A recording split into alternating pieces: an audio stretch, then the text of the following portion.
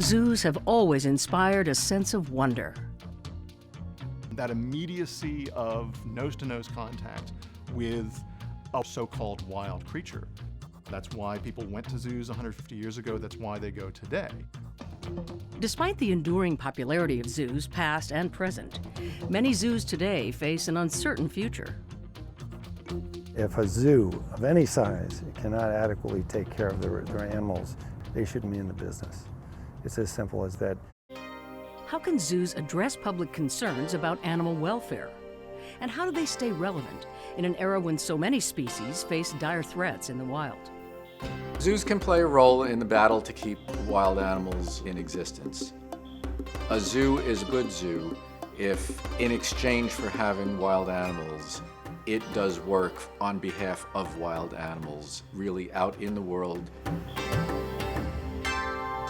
Join us on a journey across America, to zoos wrestling with complicated questions, experimenting with bold new designs, and taking on new missions in an effort to redefine what a zoo can and should be. I'm not going to pretend that all the zoos are going to move at the same speed or in the same direction, but I think we're all asking similar questions, and the exploration of those questions is what is moving us.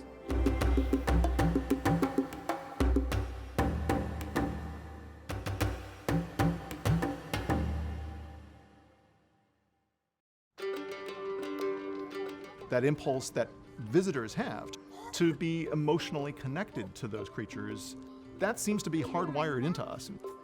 But those emotional engagements can also trouble us because we believe that those animals have some capacity for pain or for loss and for love.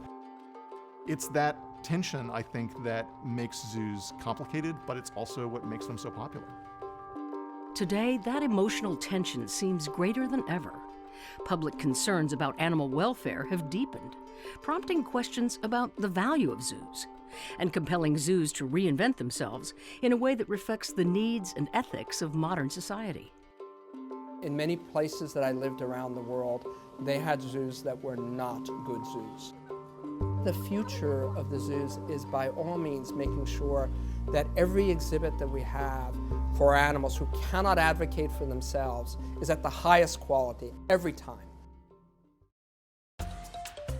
The whole effort now is to really understand the welfare, both for the animals themselves so that they can lead rich and fulfilling lives, as well as to the people.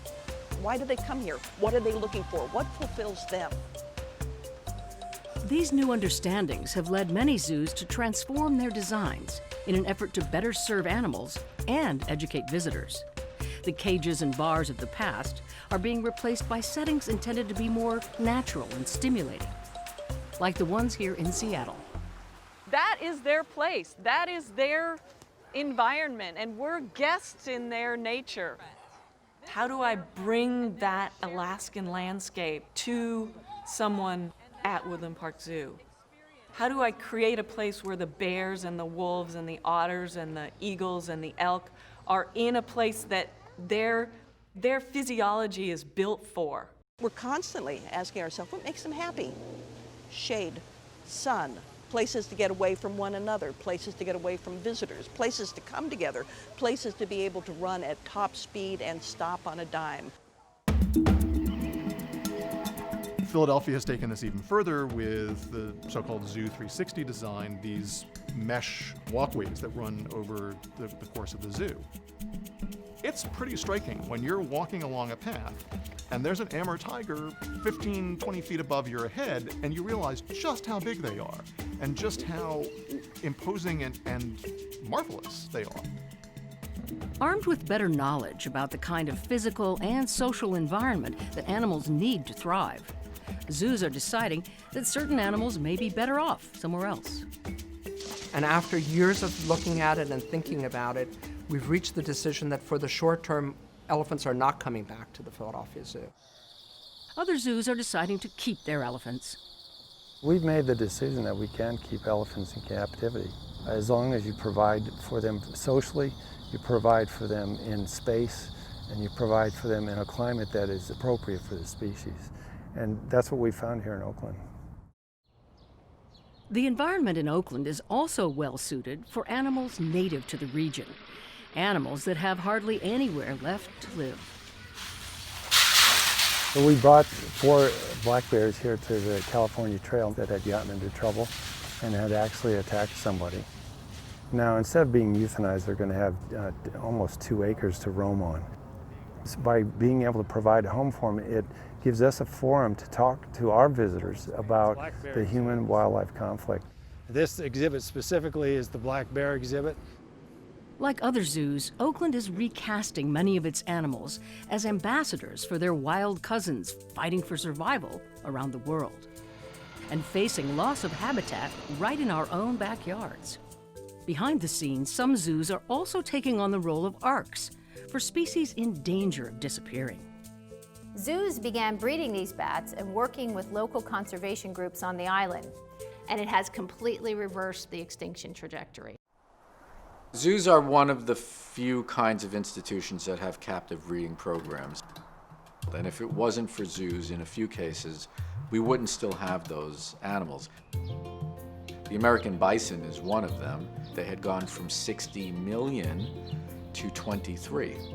A few bison at the Bronx Zoo were used to breed basically a reintroduction stock that helped to prevent the bison from going completely extinct.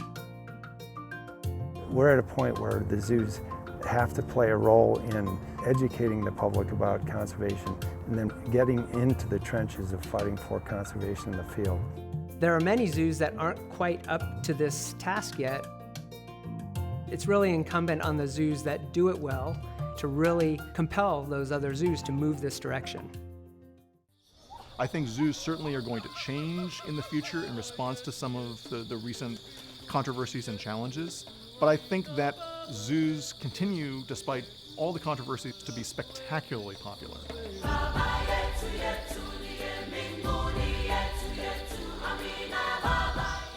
That popularity, frankly, is one of the reasons why I don't think zoos are going anywhere. We will continue to have a need for zoos. I think we have a need to experience that wildness and to gaze deeply into the eyes of another animal looking back at us. It cannot happen in a film, cannot happen in a video. It has to happen if you're paying attention to the life around you. For millions of people who live in the city, and for me when I was a kid, there was simply no other place where you could ever see a wild animal except the zoo.